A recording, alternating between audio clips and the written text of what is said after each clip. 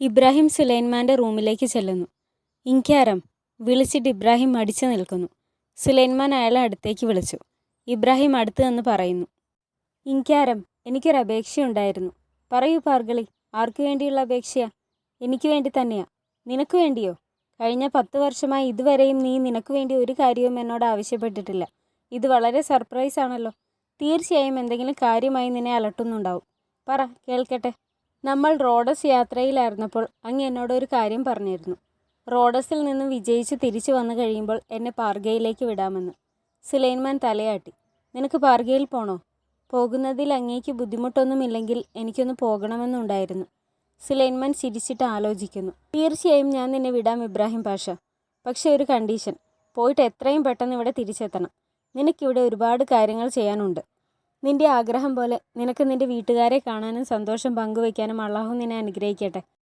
ഷെഹസാദ് മുസ്തഫ ചുമയ്ക്കുന്നു. മുസ്തഫ, ഭക്ഷണം കഴിക്കൂ. വേണ്ട. നീ ഒന്നും കഴിച്ചില്ലല്ലോ. എനിക്കൊന്നും വേണ്ട.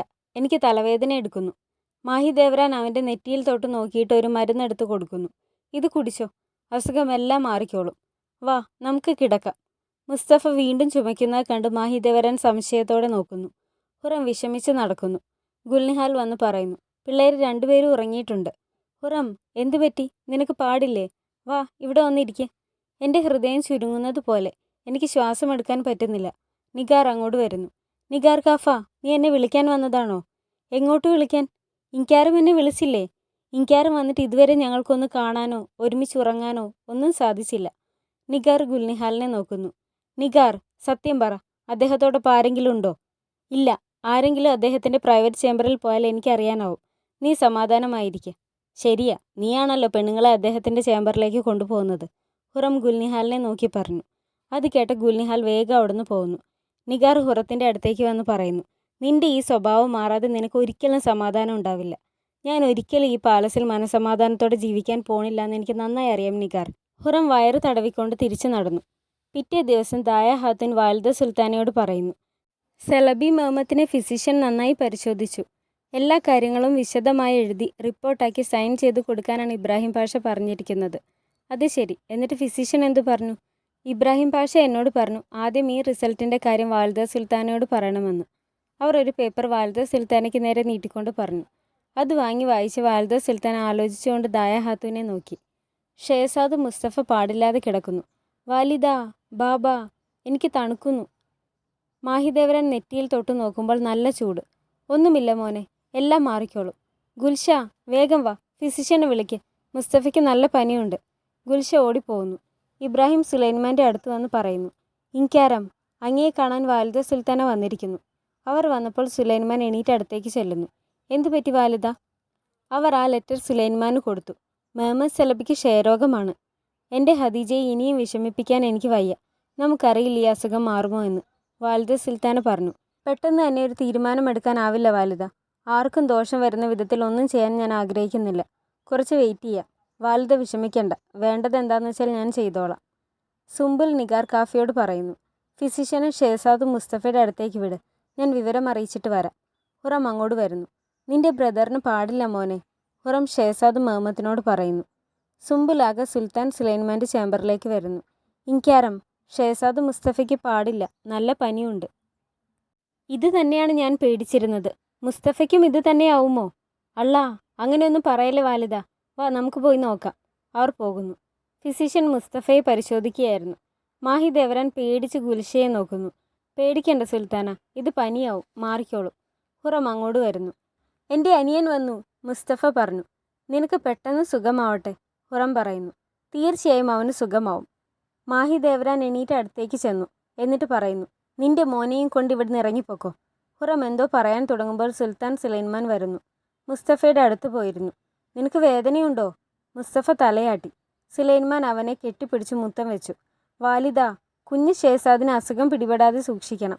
ഹുറത്തെ കാണിച്ചുകൊണ്ട് മാഹിദേവരാൻ പറഞ്ഞു. ശരിയാണ്, മുഹമ്മദിനെ ഇവിടുന്ന് കൊണ്ടുപോയിക്കോ. അവൾ തലയാട്ടി. ഹദീജ സുൽത്താന കയറി വരുന്നു. ഇൻക്യാരം, ഞാൻ പോകുന്നു, ഹുറം പറഞ്ഞു. സുലൈമാൻ തലയാട്ടി. ഷെഹസാദിന് എങ്ങനെയുണ്ട്? സുലൈമാൻ ഫിസിഷ്യനോട് ചോദിച്ചു. ഇൻക്യാരം, ഷെഹസാദിന് പനിയുണ്ട്. ഞാൻ മരുന്ന് കൊടുത്തിട്ടുണ്ട്. വാലിദ സുൽത്താനയ്ക്കും ഹദീജ സുൽത്താനയ്ക്കും ആശ്വാസമായി. കേട്ടോ, നിനക്ക് ചെറിയ പനിയുണ്ട്, അത് മാറിക്കോളും. സുലൈമാൻ അവനെ വീണ്ടും മുത്തം വെച്ചു. എന്നിട്ട് എണീറ്റു. മാറി നിന്ന് വാലിദ സുൽത്താനയോട് ചോദിക്കുന്നു, സലബി മുഹമ്മദ് എപ്പോഴാണ് ക്ലാസ് നിർത്തിയത്? 2 ആഴ്ചയായി. സലബി മുഹമ്മദിന് പാടില്ല എന്നറിഞ്ഞപ്പോൾ തന്നെ ഞാൻ മാഷിനെ മാറ്റിയിരുന്നു. സുലൈമാൻ തലയാട്ടി. മാർക്കറ്റിൽ വന്ന ഒരു ഗാർഡിനെ കച്ചവടക്കാരൻ വിളിക്കുന്നു. വരൂ, പുതിയ തേൻ വന്നിട്ടുണ്ട്, രുചിച്ചു നോക്കൂ. ടേസ്റ്റ് ചെയ്ത അയാൾ പറയുന്നു, നല്ല ടേസ്റ്റ് ഉണ്ട്, കുറച്ച് വെച്ചേക്ക്, തിരിച്ചു വരുമ്പോൾ എടുക്കാം. അയാൾ പൈസ കൊടുത്തുകൊണ്ട് പറഞ്ഞു. ഞാനിത് ഇന്ന് രാവിലെ പാലസിൽ കൊണ്ടുപോയി കൊടുത്തിട്ടുണ്ട്, കടക്കാരൻ പറയുന്നു. ഗ്രാൻഡ് വിസിയറിനുള്ളത് കൊടുത്തോ? പീരിപ്പാഷയ്ക്ക് സ്വന്തമായി ഫാമുണ്ട്, അദ്ദേഹം പുറത്തുനിന്ന് തേൻ വാങ്ങാറില്ല. പീരിപ്പാഷ റിട്ടയർ ചെയ്തു. ഞാൻ പുതിയ ഗ്രാൻഡ് വിസിയറിൻ്റെ കാര്യമാണ് പറഞ്ഞത്. പാർഗളി ഇബ്രാഹിമാണിപ്പോൾ ഗ്രാൻഡ് വിസിയർ. ഇബ്രാഹിം ആകെ ഇപ്പോൾ ഇബ്രാഹിം പാഷയായി. അയാൾ പോകുന്നു. കടക്കാരൻ അവിടെ ഉണ്ടായിരുന്നവരോട് പറയുന്നു, നിങ്ങൾ അറിഞ്ഞോ, പീരിപ്പാഷ ഗ്രാൻഡ് വിസിയർ സ്ഥാനത്ത് നിന്ന് റിട്ടയർ ചെയ്തു. ഇൻക്യാരത്തിൻ്റെ പ്രിയപ്പെട്ട സഹായി ഇബ്രാഹിം ആകെയാണിപ്പോൾ ഗ്രാൻഡ് വിസിയർ. അയാൾ പുച്ഛത്തോടെ പറയുന്നു. അവിടെ ഉണ്ടായിരുന്ന മാത്രാച്ചി ചോദിക്കുന്നു, ഇബ്രാഹിം ആകെ ഗ്രാൻഡ് വിസിയർ ആവുന്നതിന് എന്താ പ്രശ്നം? അള്ളാഹു അദ്ദേഹത്തിന് ദീർഘായുസ് കൊടുത്ത് അനുഗ്രഹിക്കട്ടെ. ഇബ്രാഹിം ആകെ നിങ്ങളുടെ ഫ്രണ്ട് ആയിരുന്നില്ലേ, നിങ്ങൾക്ക് നല്ലതാവും, ഒരാൾ പറഞ്ഞു. എൻ്റെ കാര്യം വിട്, ഓട്ടോമൻ സാമ്രാജ്യത്തിന് അദ്ദേഹം നല്ലതേ ചെയ്യൂ. ഇബ്രാഹിം സുലൈമാനോട് വന്ന് പറയുന്നു, ഇൻക്യാരം, ഷേസാദ് മുസ്തഫയുടെ പനി കുറഞ്ഞിട്ടുണ്ട്. അള്ളാ, നന്ദി. ഈ വിവരം കേട്ട് ഞാൻ വിഷമിച്ചു പോയി. മുഹമ്മദ് സലബിയിൽ നിന്ന് പകർന്നു എന്ന് ഞാൻ പേടിച്ചിരിക്കുകയായിരുന്നു. മുഹമ്മദ് സലബിക്ക് അസുഖം കൂടുതലാണ്, നിനക്കറിയാലോ. അയാൾ ഇപ്പോഴും വളരെ ചെറുപ്പമാണ്. ഇൻഷാ അള്ളാ, അയാൾ വേഗം സുഖം പ്രാപിക്കട്ടെ. സുലൈമാൻ പറഞ്ഞു. ഇബ്രാഹിം ഒന്നും മിണ്ടിയില്ല. എൻ്റെ വാലിദയ്ക്ക് ഈ കല്യാണവുമായി മുന്നോട്ട് പോകാൻ ഒട്ടും താല്പര്യമില്ല. എനിക്ക് ഹദീജയോടൊന്ന് സംസാരിക്കണം. ഇതറിഞ്ഞാൽ അവൾക്ക് സങ്കടമാവും. ഞാൻ എങ്ങനെ അവളോട് ഇത് പറയും? നീ എന്തു പറയുന്നു പാർഗളി? ഇബ്രാഹിം എന്തു പറയണമെന്നറിയാതെ നിന്നു. എന്നിട്ട് പറയുന്നു, ഹദീജ സുൽത്താൻ അങ്ങയുടെ പ്രിയപ്പെട്ട സഹോദരിയാണ്. അവരുടെ സന്തോഷത്തിനായി എന്ത് ചെയ്യണമെന്ന് അങ്ങേക്കറിയുന്നതിൽ കൂടുതൽ മറ്റാർക്കും അറിയാനാവില്ല. വാലിദ സുൽത്താന ഹദീജ സുൽത്താനയുടെ അടുത്തേക്ക് ചെല്ലുന്നു. ഹദീജ, എൻ്റെ മോന് നിന്നെ ഒന്ന് കാണണം. കല്യാണക്കാര്യം സംസാരിക്കാനാണോ? എനിക്ക് നിങ്ങളെ വിട്ടു പോകാൻ സമയമായോ വാലിദ? ഹദീജ, മുഹമ്മദ് സലബിക്ക് അസുഖം കൂടുതലാണ്, അദ്ദേഹത്തിന് ക്ഷയരോഗമാണ്. ഹദീജ സുൽത്താന നോക്കുന്നു. ഞാൻ എൻ്റെ മോനോട് പറഞ്ഞു, ഈ കല്യാണവുമായി മുന്നോട്ട് പോകാൻ എനിക്കിപ്പോൾ താല്പര്യമില്ലെന്ന്. എൻ്റെ എൻഗേജ്മെൻറ്റ് ക്യാൻസൽ ചെയ്തോ? അവളുടെ ചോദ്യം കേട്ട വാലിദ സുൽത്താന നോക്കുന്നു. വാലിദ, വിഷമിക്കേണ്ട, ഞാൻ ഇൻക്യാരത്തെ കണ്ടിട്ട് വരാം. അവൾ പോകുന്നു. ഹദീജ സുൽത്താനയ്ക്ക് സന്തോഷമായി. വാലിദ സുൽത്താന ദായ ഹാത്തൂനോട് പറയുന്നു, ഈ കല്യാണത്തിനായി നമുക്ക് കിട്ടിയ എല്ലാ സമ്മാനങ്ങളും പെട്ടിയിലാക്കി വയ്ക്കണം. ഹദീജ സുൽത്താന സുൽത്താൻ സുലൈമാൻ്റെ ചേംബറിലേക്ക് വരുന്നു. ഇബ്രാഹിം പുറത്തുണ്ടായിരുന്നു. അവർ പരസ്പരം കുമ്പിട്ടു, എന്നിട്ട് ചിരിച്ചു. ഹദീജ സുൽത്താന വന്നിരിക്കുന്നു എന്ന് ഇബ്രാഹിം ചെന്ന് പറയുന്നു. സുലൈമാൻ തലയാട്ടി. ഹദീജ സുൽത്താന വന്ന് കുമ്പിട്ടു, എന്നിട്ട് ചോദിക്കുന്നു, ഇൻക്യാരം, എന്നെ വിളിച്ചു എന്ന് പറഞ്ഞു? അതെ ഹദീജ, എൻ്റെ പൊന്നനിയത്തി, എനിക്ക് നീ എന്നും സന്തോഷത്തോടെ ഇരിക്കുന്നത് കാണാനാണ് ആഗ്രഹം. ഹദീജ, ഞാൻ വളരെ വിഷമകരമായൊരു വാർത്ത കേട്ടു. സലബി മുഹമ്മദിന് ക്ഷയരോഗമാണ്. സുലൈമാൻ മടിച്ചു പറയുന്നു. നമുക്കറിയില്ല അയാളുടെ അസുഖം എന്ന് മാറുമെന്ന്. അയാൾക്ക് വേണ്ടി ചെയ്യാൻ പറ്റുന്നതെല്ലാം ഞാൻ ചെയ്യാം. ഹദീജ സുൽത്താന സുലൈമാനെ നോക്കുന്നു. പക്ഷെ ഇപ്പോഴത്തെ അവസ്ഥയിൽ ഈ കല്യാണം നടത്താനാവില്ല. ഇത് കുറച്ചുകൂടി നീട്ടിവെക്കേണ്ടി വരും. അത് കേട്ടപ്പോൾ ഹദീജ സുൽത്താനയ്ക്ക് വിഷമമായി. അതൊന്നും ഓർത്ത് നീ വിഷമിക്കേണ്ട. അദ്ദേഹത്തിൻ്റെ അസുഖം മാറിക്കഴിയുമ്പോൾ ഈ കല്യാണം ഏറ്റവും ഗ്രാൻഡായി ഞാൻ നടത്തും. അത് കേട്ട് കണ്ണു നിറഞ്ഞ് ഹദീജ സുൽത്താന നോക്കുന്നു. സുലൈമാൻ അവളെ കെട്ടിപ്പിടിച്ചു. അവൾക്ക് കരച്ചിലടക്കാനാവുന്നില്ല. ഹദീജ സുൽത്താന കരഞ്ഞുകൊണ്ട് പുറത്തേക്ക് ഇറങ്ങിയപ്പോൾ ഇബ്രാഹിം അവിടെ നിന്നിരുന്നു. അവർ ഇബ്രാഹിമിനെ ഒന്ന് നോക്കിയിട്ട് വേഗം അവിടുന്ന് പോയി. അത് കണ്ട് ഇബ്രാഹിം സംശയിച്ച് നോക്കുന്നു. സുലൈമാൻ പുറത്തേക്ക് ഇറങ്ങി വന്നത് ഇബ്രാഹിം അറിഞ്ഞില്ല. ഇബ്രാഹിമിൻ്റെ നിപ്പ് കണ്ട് സുലൈമാൻ നോക്കുന്നു. ഇബ്രാഹിം, സുലൈമാൻ വിളിച്ചു. ഇബ്രാഹിം ഞെട്ടി തിരിഞ്ഞു നോക്കി, എന്നിട്ട് കുമ്പിട്ടു. ഞാൻ പീരിപ്പാഷയ്ക്ക് മെസ്സേജ് അയച്ചിട്ടുണ്ട്, അദ്ദേഹം നാളെ വരും, സുലൈമാൻ പറഞ്ഞു. ഇബ്രാഹിം ഒന്ന് സ്റ്റക്കായി, എന്നിട്ട് പറയുന്നു, ഹദീജ സുൽത്താന വിഷമിച്ചിറങ്ങി വരുന്നത് കണ്ടു. ഞാൻ അവളെ സന്തോഷിപ്പിക്കും, അവൾക്ക് ഞാൻ വാക്കു കൊടുത്തിട്ടുണ്ട്, സുലൈമാൻ പറഞ്ഞു. ഇബ്രാഹിം തല കുമ്പിട്ടു. വാലിദ സുൽത്താനയുടെ റൂമിൽ ദായ ഹാത്തൂനും ഗുൽഫമും കൂടി എൻഗേജ്മെൻറ്റിന് കിട്ടിയ സമ്മാനങ്ങൾ പാക്ക് ചെയ്ത് വയ്ക്കുകയായിരുന്നു. വാലിദ സുൽത്താന വിഷമത്തോടെ നോക്കിയിരുന്നു. ഗുൽഫം ചോദിക്കുന്നു, സുൽത്താന, ചോദിക്കുന്നതിൽ ക്ഷമിക്കണം, എനിക്കാരും ഈ എൻഗേജ്മെൻറ്റ് ക്യാൻസൽ ചെയ്യുമോ? നീ നിൻ്റെ കാര്യം നോക്ക് ഗുൽഫം, എല്ലാം നന്നായി പാക്ക് ചെയ്യേ. ഹദീജ സുൽത്താനയുടെ സങ്കടം ഞാൻ കാണാറുള്ളതാണ്, അതുകൊണ്ട് ചോദിച്ചു പോയതാണ് സുൽത്താന, ക്ഷമിക്കണം. എനിക്കറിയാം ഗുൽഫം, എൻ്റെ മോനത് ക്യാൻസൽ ചെയ്യുമെന്നാണ് ഞാൻ പ്രതീക്ഷിക്കുന്നത്. എല്ലാവരും നെടുവേർപ്പെട്ടു. ഹദീജ സുൽത്താന അങ്ങോട്ട് കയറി വരുന്നു. ഇതൊന്നും പാക്ക് ചെയ്ത് വയ്ക്കേണ്ട, എനിക്കാരും എൻ്റെ എൻഗേജ്മെൻറ്റ് ക്യാൻസൽ ചെയ്തിട്ടില്ല. അദ്ദേഹം പറയുന്നത് മുഹമ്മദ് സലബിക്ക് അസുഖം മാറുമ്പോൾ ഈ കല്യാണം നടത്തുമെന്നാണ്. ഹദീജ സുൽത്താന വാലിദ സുൽത്താനയുടെ അടുത്തിരുന്ന് ചോദിക്കുന്നു, വാലിദ, ഞാൻ എന്താ ഇങ്ങനെ ഭാഗ്യം കെട്ടവളായിപ്പോയത്? വീണ്ടും എൻ്റെ ജീവിതത്തിലേക്ക് അസുഖം വരുന്നു. ഇങ്ങനെ മരണം മാത്രം കാണുന്നത് എന്തുകൊണ്ടാണ്? വാലിദ സുൽത്താന അവളെ ഹഗ് ചെയ്തു. എൻ്റെ മോൻ ഇങ്ങനെ ഒരു തീരുമാനമെടുത്തെങ്കിൽ തീർച്ചയായും അവൻ അതിന് കാരണമുണ്ടാവും. മാഹി ദേവരാൻ ഷെഹസാദ് മുസ്തഫയോട് സംസാരിക്കുന്നു. മുസ്തഫ, മോനെ, നിനക്ക് യുദ്ധം ചെയ്യാൻ പോവണ്ടേ? പോണം. ബാബ എന്നെ കൊണ്ടുപോകും. മുഹമ്മദ് ചെറുതായതുകൊണ്ട് അവനെ ഇപ്പോൾ കൊണ്ടുപോകില്ല. സുൽത്താൻ സുലൈമാൻ അങ്ങോട്ട് കയറി വരുന്നു. മാഹി ദേവരാൻ എണീറ്റ് മാറി നിന്നു. മുസ്തഫ, നിനക്ക് എങ്ങനെയുണ്ട്? എനിക്ക് പനി മാറി. ഇനി കിടക്കണ്ട. കുറച്ചുകൂടി റെസ്റ്റ് എടുക്ക്, എന്നിട്ട് എണീക്കാം, സുലൈമാൻ പറഞ്ഞു. അയാൾ മാഹി ദേവരാനെ നോക്കി ചിരിച്ചു. ഹുറം മാഹി ദേവരാൻ്റെ റൂമിലേക്ക് വരുന്നു. അവളെ കണ്ട സുംബുൽ ചോദിക്കുന്നു. ഹുറം ഹാത്തൂൻ, എവിടെ പോകുന്നു? ഞാൻ ഷെഹസാദ് മുസ്തഫയെ കാണാൻ പോകുന്നു. ഇപ്പോൾ അങ്ങോട്ട് പോകണ്ട. അവിടെ ഇൻക്യാരമുണ്ട്. അവരെ ശല്യപ്പെടുത്തണ്ട. ഇൻക്യാരം വീണ്ടും അവിടെ പോയോ? അവർ അവിടെ സന്തോഷിക്കുന്നു. ഞാൻ മാത്രം ഇവിടെ ദുഃഖിച്ചിരിക്കുന്നു. ദേഷ്യം വരുന്ന അവൾ തടുത്തു വെച്ചിരിക്കുന്ന സുംബുലിൻ്റെ കയ്യിൽ നോക്കിക്കൊണ്ട് സ്വയം പറയുന്നു. ശാന്തമായിരിക്കും ഹുറം, ശാന്തമായിരിക്കും. വഴക്കിനൊന്നും പോകരുത്. എന്നിട്ട് തിരികെ പോകുന്നു. രാത്രി സുലൈമാൻ മുസ്തഫയെ നെഞ്ചോട് ചേർത്ത് കിടത്തി ഉറക്കുന്നു. മാഹി ദേവരാൻ സന്തോഷത്തോടെ അത് നോക്കി കിടക്കുന്നു. രാവിലെ വാലിദ സുൽത്താൻ അങ്ങോട്ട് വരുന്നു. സുലൈമാൻ അവിടെ ഉണ്ടായിരുന്നു. വാലിദ, അയാൾ അവരുടെ അടുത്ത് ചെന്ന് കൈമുത്തി. ഞാൻ പോട്ടെ വാലിദ, മുസ്തഫയെ തിരിഞ്ഞു നോക്കിയിട്ട് പറയുന്നു. മുസ്തഫ, റെസ്റ്റ് എടുക്കുക കേട്ടോ. അവൻ തലയാട്ടി. സുലൈമാൻ പോകാൻ തുടങ്ങുമ്പോൾ വാലിദ പറയുന്നു. മോനെ, എനിക്ക് നിന്നോടൊന്ന് സംസാരിക്കണം. തീർച്ചയായും വാലിദ, ഞാൻ ഇപ്പോൾ ചെല്ലട്ടെ. പീരിപ്പാഷ വരും. സുലൈമാനെ കണ്ട സാദിക ദേഷ്യത്തിൽ അയാളെ നോക്കുന്നു. സുലൈമാൻ മാഹി ദേവരാനെ നോക്കി ചിരിച്ചിട്ട് പോകുന്നു. മാഹി ദേവരാന് സന്തോഷമായി. മാഹി ദേവരാനെ കണ്ട വാലിദ പറയുന്നു. ഇന്ന് സന്തോഷത്തിലാണല്ലോ മാഹി ദേവരാൻ. നിന്നെ ഒന്ന് ചിരിച്ചു കണ്ടിട്ട് ഒരുപാട് നാളായി. മാഹി ദേവരാൻ തലയാട്ടി. സാദിക, നീ പോയി ഹദീജ സുൽത്താനയോട് പറ, ഞാൻ ഇപ്പോൾ വരുന്നുണ്ടെന്ന്. വാലിദ സുൽത്താന മാഹി ദേവരാൻ്റെ അടുത്ത് വന്നിരുന്നു പറയുന്നു. മാഹി ദേവരാൻ, നീ ഇതുപോലെ തന്നെ ഇൻക്യാരവുമായി നന്നായി പോണം. ഞാൻ എന്നും നിന്റെ കൂടെ ഉണ്ടാവും. മാഹി ദേവരാൻ സന്തോഷത്തോടെ അവരുടെ കയ്യിൽ മുത്തി. എന്നിട്ട് മുസ്തഫയെ നോക്കി ചിരിക്കുന്നു. പീരിപ്പാഷ സുലൈമാനെ കാത്തു നിൽക്കുന്നു. ഇബ്രാഹിം അവിടെ ഉണ്ടായിരുന്നു. ഇബ്രാഹിമിനെ കണ്ട പീരിപ്പാഷ അയാളെ ഒന്ന് നോക്കി. ഇൻക്യാരം ഇപ്പോൾ തന്നെ വരും, ഇബ്രാഹിം പറഞ്ഞു. നീ ഇപ്പോഴും ഇൻക്യാരത്തിൻ്റെ സഹായിയായി തന്നെ നിൽക്കുകയാണോ? നിങ്ങൾ ഈ ജോലികൾ മറ്റാരെങ്കിലും ഏൽപ്പിക്കണം. ഞാൻ ആരെയാണ് വിശ്വസിച്ച് ഇൻക്യാരത്തിനടുത്ത് നിർത്തുക? ആരെയെങ്കിലും കണ്ടെത്തണം. സുലൈമാൻ അങ്ങോട്ട് കയറി വരുന്നു. അവർ കുമ്പിട്ടു. ഇൻക്യാരം, ഞാൻ പുറത്തുണ്ടാവും, ഇബ്രാഹിം പറഞ്ഞു. നീ ഇവിടെ നിന്നു ഇബ്രാഹിം. മുഹമ്മദ് സലബിയുടെ രോഗവിവരം പീരിപ്പാഷ സുലൈമാനോട് പറയുന്നു. എന്തായാലും ഈ വിവരം ഒളിപ്പിച്ചു വെക്കാതെ എന്നോട് പറഞ്ഞല്ലോ.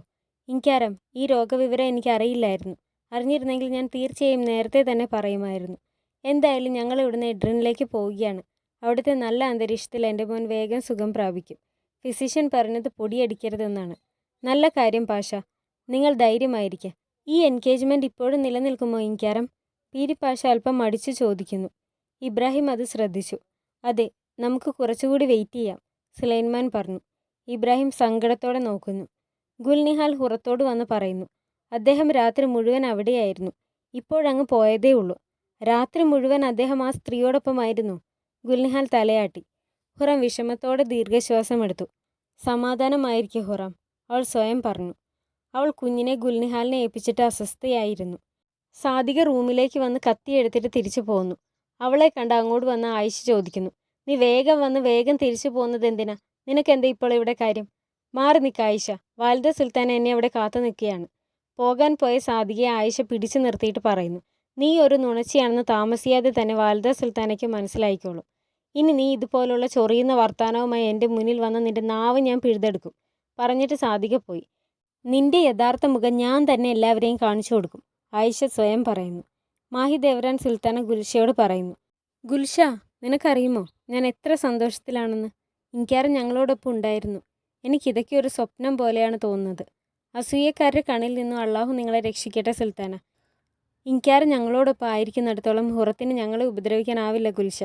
അള്ളാഹു അദ്ദേഹത്തെ എന്നും കാത്തുരക്ഷിക്കട്ടെ. സാദിക കത്തിയുമായി വാലിദ സുൽത്താനയുടെ ചേംബറിലേക്ക് വരുന്നു. അതെവിടെയെങ്കിലും ഒളിപ്പിക്കാൻ നോക്കുമ്പോൾ സുലൈമാൻ അങ്ങോട്ട് വരുന്നു. അയാളെ കണ്ട സാദിക കത്തി മറച്ചു പിടിച്ച് മുന്നോട്ട് വന്ന് കുമ്പിട്ടു. വാലിദ എവിടെ പോയി? സുലൈമാൻ ചോദിച്ചു. വാലിദ സുൽത്താന ഹദീജ സുൽത്താനയുടെ റൂമിലാണ്. വാലിദ സുൽത്താനയെ വിളിക്കണോ? സാദികയെ അയാളൊന്ന് നോക്കി, എന്നിട്ട് തിരിഞ്ഞു നിന്നു. സാദിക ഡോറിൽ നിന്നിരുന്ന പെണ്ണിനോട് പോയി വാലിദ സുൽത്താനയെ വിളിക്കാൻ പറഞ്ഞിട്ട് സുലൈമാൻ്റെ പുറകിൽ വന്ന് നിന്നു. എന്നിട്ട് അയാളെ നോക്കുന്നു. സുലൈമാൻ അവളെ ഒന്ന് തിരിഞ്ഞു നോക്കി, എന്നിട്ട് വീണ്ടും തിരിഞ്ഞു നിന്നു. സാദിക ചുറ്റും നോക്കി. സാദിക കത്തി കയ്യിലെടുത്ത് പിടിച്ചുകൊണ്ട് പതുക്കെ നടക്കാൻ തുടങ്ങിയപ്പോൾ വാലിദ സുൽത്താന കയറി വരുന്നു. അവർ ചെന്ന് സുലൈമാൻ്റെ കയ്യിൽ പിടിച്ചു. സാദിക, നീ ഇപ്പോൾ പൊക്കോ. അവൾ പോകുമ്പോൾ സുലൈമാൻ അവളെ തന്നെ നോക്കുന്നു. ഖദീജ വളരെ സങ്കടത്തിലാണ്. വാലിദ സുൽത്താന പറഞ്ഞു. എനിക്കറിയാം വാലിദ, അതുകൊണ്ടാണ് ഞാൻ ഇങ്ങോട്ട് വന്നത്. ഞാൻ പീരിപ്പാഷയോട് സംസാരിച്ചു. സലബി മുഹമ്മദിൻ്റെ അസുഖം ചികിത്സിക്കുന്നതിന് വേണ്ടതെല്ലാം നമ്മൾ ചെയ്യുമെന്ന് ഞാൻ അദ്ദേഹത്തോട് പറഞ്ഞു. എനിക്ക് നിന്നോട് മറ്റൊരു കാര്യം കൂടി പറയാനുണ്ട് മോനെ. പറയൂ. നിന്നെ മാഹിദേവരാനോടും മുസ്തഫയോടും കൂടി ഒരുമിച്ച് കണ്ടപ്പോൾ എനിക്ക് വളരെ സന്തോഷമായി. ഞാൻ അള്ളാഹുവിനോട് നന്ദി പറഞ്ഞു. ഞാൻ മുസ്തഫയ്ക്ക് വേണ്ടിയാണ് അവിടെ പോയത്. അതേപ്പറ്റി ഒരുപാട് പ്രതീക്ഷകളൊന്നും വേണ്ട, സുലൈമാൻ പറഞ്ഞു. മുസ്തഫ വളരെ സെൻസിറ്റീവായ കുട്ടിയാണ്. നീയും മാഹിദേവരാനും തമ്മിൽ എന്തെങ്കിലും പ്രശ്നമുണ്ടായാൽ അതവനെ ഒരുപാട് ബാധിക്കും. ഇന്ന് വ്യാഴാഴ്ചയാണ്. ഇന്ന് രാത്രി നിന്റെ കുടുംബത്തോടൊപ്പം താമസിക്കണം. സുലൈമാൻ തലയാട്ടി. നീ ഒരുപാട് നാളായി നിന്റെ കടമകൾ മറന്നിരിക്കുകയാണ്. മാഹിദേവരാനെ രാത്രി നിന്റെ ചേംബറിലേക്ക് വിളിക്കണം. അവളുടെ പണിഷ്മെന്റ് തീരാൻ അവൾ ക്ഷമയോടെ കാത്തിരിക്കുകയാണ്. ഇനി ഇത് തുടരുന്നത് വളരെ ക്രൂരതയാണ് മോനെ. വാലിദ, ഈ വിഷയം ഇവിടെ വെച്ച് നിർത്താം. ഇനി എൻ്റെ സ്വകാര്യതയെപ്പറ്റി നമുക്കിടയിൽ ഒരു സംസാരം വേണ്ട. വാലിദ സുൽത്താൻ തലയാട്ടുന്നു. ഞാൻ എൻ്റെ കടമ മാത്രമാണ് ചെയ്തത്. നിന്റെ അമ്മയായതുകൊണ്ട് ഞാനത് ചെയ്യേണ്ടതായിരുന്നു. നിന്റെ കുടുംബം തകരാതെ നോക്കേണ്ടത് എൻ്റെ കടമയാണ്. നിനക്ക് താല്പര്യമില്ലെങ്കിൽ ഇനി ഞാൻ ഒന്നും പറയുന്നില്ല. സുലൈമാൻ ഒന്നും മിണ്ടിയില്ല. എന്നിട്ട് ഇറങ്ങിപ്പോന്നു. ഇബ്രാഹിം 2 ലെറ്റർ എഴുതി സീൽ ചെയ്ത് വെച്ചു. എന്നിട്ട് നെടുവീർപ്പെട്ട് അതിലേക്ക് നോക്കുന്നു. അതിലൊരെണ്ണം സുലൈമാൻ്റെ ടൂൾ ബോക്സിൽ കൊണ്ടുവന്ന് വെച്ചു. എന്നിട്ട് ഇറങ്ങിപ്പോകാൻ തുടങ്ങുമ്പോൾ ഒന്നുകൂടി തിരിഞ്ഞ് റൂം മുഴുവൻ ഒന്ന് നോക്കി. എന്നിട്ട് വിഷമത്തോടെ ഇറങ്ങിപ്പോന്നു. സുലൈമാൻ ഹുറത്തിൻ്റെ ചേംബറിലേക്ക് വരുന്നു. അവൾ ചെന്ന് കുമ്പിട്ടു. ഷേസാദ് മുഹമ്മദിനെ സുലൈമാൻ എടുക്കുന്നു. എന്നിട്ട് മുത്തം വെച്ചു. ഞങ്ങൾ അങ്ങയെ ഒരുപാട് മിസ് ചെയ്തു ഇൻക്യാരം. ഞാൻ ഡോറിന് വെളിയിൽ വന്നിരുന്നു. പക്ഷേ അവർ കയറ്റിവിട്ടില്ല. ഷേസാദ് മുസ്തഫയ്ക്ക് എങ്ങനെയുണ്ട്? അവർ എന്നെ കാണാൻ അനുവദിച്ചില്ല. അവൻ്റെ സഹോദരങ്ങൾക്ക് അവനെ കാണണമെന്നുണ്ട്. മുസ്തഫയ്ക്ക് പ്രശ്നമൊന്നുമില്ല. അവൻ സുഖമായിരിക്കുന്നു. കുഞ്ഞുങ്ങളെ ഇപ്പോൾ അങ്ങോട്ട് കൊണ്ടുപോകണ്ട, സുലൈമാൻ പറഞ്ഞു. നമുക്കെപ്പോൾ വീണ്ടും ഒരുമിക്കാനാവും ഇൻക്യാരം. ഇന്ന് രാത്രി അങ്ങ് ഞങ്ങളോടൊപ്പം ഇവിടെ നിൽക്കുമോ? എനിക്ക് കുറച്ച് തിരക്കുണ്ട്. നമുക്ക് പിന്നീട് കാണാം, സുലൈമാൻ ഷേസാദ് മുഹമ്മദിന് തിരികെ കൊടുത്തുകൊണ്ട് പറഞ്ഞു. ഇന്ന് രാത്രി നമുക്ക് ഒരുമിച്ച് ഡിന്നർ കഴിക്കാം ഇൻക്യാരം. ഞാൻ അങ്ങേക്കായി കാത്തിരുന്നോട്ടെ. സുലൈമാൻ അവളെ ഒന്ന് നോക്കിയിട്ട് ഒന്നും മിണ്ടാതെ പോകുന്നു. ഹുറം നെടുവേർപ്പെട്ടു. ചേംബറിലേക്ക് തിരിച്ചെത്തിയ സുലൈമാൻ ഡോറിന് വെളിയിൽ നിന്നിരുന്ന സുംബുലാഗയുടെ സ്വരം താഴ്ത്തി സംസാരിക്കുന്നു. സുംബുലാഗ സുലൈമാനെ നോക്കി ചിരിച്ചു. ഹുറം ഗുൽനിഹാലിനടുത്തേക്ക് വരുന്നു. ഷേസാദ് മുഹമ്മദിനെ ഗുൽനിഹാലിൻ്റെ കയ്യിൽ കൊടുത്തുകൊണ്ട് പറയുന്നു. സുംബുലാഗയെയും നിഗാർ കാഫയെയും വിളിച്ചുകൊണ്ട് വാ. ഇൻക്യാരും ഇന്ന് രാത്രി ഇവിടെ വരും.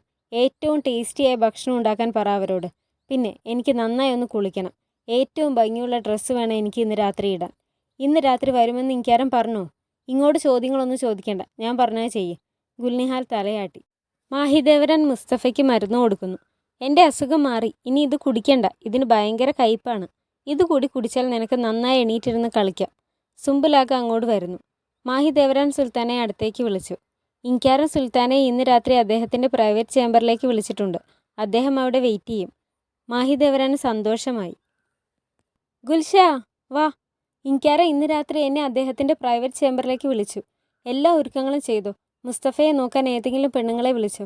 എനിക്കൊന്ന് കുളിക്കണം, മാഹിദേവരാൻ പറഞ്ഞു. തീർച്ചയായും സുൽത്താന. ഗുൽഷ പോകുന്നു. ഇബ്രാഹിം മാർക്കറ്റിൽ വന്ന് സാധനങ്ങൾ വാങ്ങിക്കുന്നു. അത് കണ്ട് മാത്രാച്ചി പറയുന്നു. നിങ്ങൾ ഈ മാർക്കറ്റ് മുഴുവൻ വാങ്ങിയാണോ? പതുക്കെ പറ മാത്രാച്ചി. എന്നിട്ട് അവിടെ ഉണ്ടായിരുന്ന ആളോട് പറയുന്നു. ഇത് വണ്ടിയിൽ കയറ്റിക്കോ. അവർ നടക്കുന്നു. പാർഗളി, വരൂ, നമുക്ക് കുറച്ച് ഫുഡ് കഴിക്കാം. ഒരു ഗ്രാൻഡ് വിസിയറിനെ ട്രീറ്റ് ചെയ്യാനുള്ള ഭാഗ്യം വളരെ കുറച്ച് പേർക്കല്ലേ കിട്ടുള്ളൂ. മാത്രാച്ചി, ഇങ്ങനെയൊന്നും പറയണ്ട. മാത്രാച്ചി ചിരിച്ചു. ഞാൻ യാത്ര പോകുന്നതിന് മുമ്പ് തൻ്റെ അടുത്ത് വരുന്നുണ്ട്. നിങ്ങൾ ഗ്രാൻഡ് വിസിയർ ആയതല്ലേ ഉള്ളൂ. ഇപ്പോൾ തന്നെ അടുത്ത സ്ഥലത്തേക്ക് യുദ്ധത്തിന് പോവുകയാണോ? ഞാൻ പാർഗയിലേക്ക് പോവുകയാണ് മാത്രാച്ചി. ഞാൻ എൻ്റെ വീട്ടിലേക്ക് തിരികെ പോകുന്നു. ഇത്രയും വർഷങ്ങൾക്ക് ശേഷം ഞാൻ എൻ്റെ കുടുംബത്തെ കാണാൻ പോകുന്നു. ചിലപ്പോൾ ഞാൻ ഇനി തിരിച്ചു വരില്ല. മാത്രാച്ചി ഞെട്ടിപ്പോയി. നിങ്ങൾ ഈ സാമ്രാജ്യത്തിൻ്റെ ഗ്രാൻഡ് വിസിയറായിട്ട് ആദ്യം ചെയ്യുന്നത് ഈ ഒളിച്ചോട്ടമാണോ ഇബ്രാഹിം? അതെ, എനിക്ക് എൻ്റെ കുടുംബത്തെ കണ്ടെത്തണം. അതിനു വേണ്ടിയാണ് ഞാൻ കാത്തിരുന്നത്. എപ്പോൾ വേണമെങ്കിലും ആ പാലസിൻ്റെ വാതിൽ എനിക്ക് മുന്നിൽ കൊട്ടിയടയ്ക്കാം. അതിനു മുമ്പ് ഞാൻ എൻ്റെ യഥാർത്ഥ ഇടം കണ്ടെത്തണം. നിങ്ങൾ എന്തിനാ ഇങ്ങനെ ഒളിച്ചോടുന്നത് പാർഗളി? അള്ളാഹു നിങ്ങളെ കാക്കട്ടെ മാത്രാച്ചി. ഞാൻ പോണു. മാത്രാച്ചി വിഷമത്തോടെ നോക്കുന്നു. ഖദീജ സുൽത്താന വിഷമിച്ച് കിടക്കുന്നു. ഗുൽഫാം വന്ന് ചോദിക്കുന്നു. എന്തിനാ സുൽത്താന ഇങ്ങനെ വിഷമിച്ചിരിക്കുന്നത്? നിങ്ങൾക്ക് എന്താണ് വേണ്ടത്? എനിക്കൊന്ന് ചത്താൽ മതി. ഞാൻ കടലിൽ ചാടി ചാവും. എനിക്ക് നിങ്ങളുടെ വിഷമം മനസ്സിലാവും സുൽത്താന. എൻ്റെ കുഞ്ഞിനെ നഷ്ടപ്പെട്ടപ്പോൾ ഞാനും ഇതുപോലെ തന്നെ ചിന്തിച്ചിരുന്നു. ഖദീജ സുൽത്താൻ എണീറ്റിരുന്നു. പിന്നീട് സുൽത്താൻ സുലൈമാൻ്റെ ഓർമ്മകളിൽ നിന്ന് പോലും ഞാൻ ഇല്ലാതായി. എനിക്കറിയില്ല ഞാൻ എങ്ങനെ ജീവിച്ചു പോകുന്നുവെന്ന്. പിന്നെ എൻ്റെ ദുഃഖങ്ങൾ എൻ്റെ മാത്രം ദുഃഖങ്ങളാണ്. അത് മറ്റാരെയും ബാധിക്കില്ല. പക്ഷെ നിങ്ങൾ അങ്ങനെയല്ല സുൽത്താന. നിങ്ങൾ വിഷമിച്ചാൽ അത് ഒരുപാട് പേരെ സങ്കടപ്പെടുത്തും. ഇബ്രാഹിമും മൊത്തം ഒരു ജീവിതത്തിന് നിങ്ങൾക്ക് ഇനിയും അവസരമുണ്ട് സുൽത്താന. നിങ്ങളിങ്ങനെ നിരാശപ്പെടേണ്ട ആവശ്യമില്ല. ഇബ്രാഹിം നിങ്ങൾക്ക് വാക്ക് തന്നതല്ലേ. അതൊന്നും നടക്കാൻ പോണില്ല ഗുൽഫം. ഇബ്രാഹിം സുൽത്താൻ സുലൈമാൻ്റെ സഹായിയായിരുന്നപ്പോഴാണ് നിങ്ങൾക്ക് വാക്ക് തന്നത്. ഇപ്പോൾ അദ്ദേഹം ഗ്രാൻഡ് വിസിയറാണ്. അദ്ദേഹത്തിന് ആ വാക്ക് പാലിക്കാൻ എളുപ്പമാണ്. സുൽത്താൻ സുലൈമാൻ തീരുമാനമെടുത്തു കഴിഞ്ഞു ഗുൽഫം. ഇനി ആർക്കും ഒന്നും ചെയ്യാനാവില്ല. ഹുറവും മാഹിദേവ്രാനും കുളിക്കാനെത്തുന്നു. രണ്ടുപേരും പരസ്പരം നോക്കി. രണ്ടുപേരും അണിഞ്ഞൊരുങ്ങി. ഗുൽനിഹാൽ ഹുറത്തിനടുത്ത് വന്ന് പറയുന്നു, നല്ല ഭംഗിയുണ്ട്. നീ കുട്ടികളെ വേഗം കിടത്തി ഉറക്കണം. അവരോടൊപ്പം തന്നെ ഇരുന്നു. പിന്നെ ഫുഡൊക്കെ റെഡിയാണോ? അതെ. ഗുൽനിഹാൽ തലയാട്ടി. മാഹിദേവ്രാൻ വാൽദ സുൽത്താനയുടെ അടുത്ത് ചെന്ന് കൈമുത്തി. നന്നായി വരട്ടെ. മുസ്തഫയെക്കുറിച്ച് ഓർത്ത് വിഷമിക്കണ്ട. അവൻ എൻ്റെ അടുത്തുണ്ട്. മാഹിദേവ്രാൻ തലയാട്ടി. മാഹിദേവ്രാൻ സുൽത്താൻ സുലൈമാൻ്റെ ചേംബറിലേക്ക് നടക്കുന്നു. സുലൈമാൻ അയാളുടെ ചേംബറിലുണ്ടായിരുന്നു. ഇബ്രാഹിം അങ്ങോട്ട് കയറി ചെല്ലുന്നു. അയാളെ കുമ്പിട്ടിട്ട് ചിരിച്ചു. എന്നിട്ട് സുലൈമാൻ്റെ ടൂൾ ബോക്സിലേക്കൊന്ന് നോക്കി. ഹുറം അയാളെ കാത്തിരുന്നു മടുത്തു. സുലൈമാൻ മാഹിദേവ്രാനെ കാത്തു നിന്നിരുന്നെങ്കിലും അയാളുടെ മുഖത്തൊരു വിഷമമുണ്ടായിരുന്നു. മാഹിദേവ്രാൻ വന്നപ്പോൾ ഇബ്രാഹിം ഡോറിന് വെളിയിലുണ്ടായിരുന്നു. മാഹിദേവ്രാൻ അയാളെ കുമ്പിട്ടിട്ട് ചിരിച്ചു. ഇബ്രാഹിം തിരിച്ചും കുമ്പിട്ടു.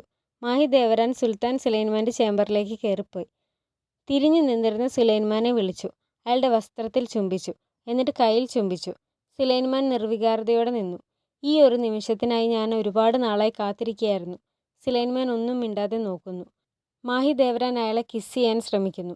ഹുറം ഗുൽനിഹാലിനോട് പറയുന്നു, സുൽത്താൻ സുലൈമാൻ എന്തോ സംഭവിച്ചിട്ടുണ്ട്. അദ്ദേഹം എന്നോടിത് ചെയ്യില്ല.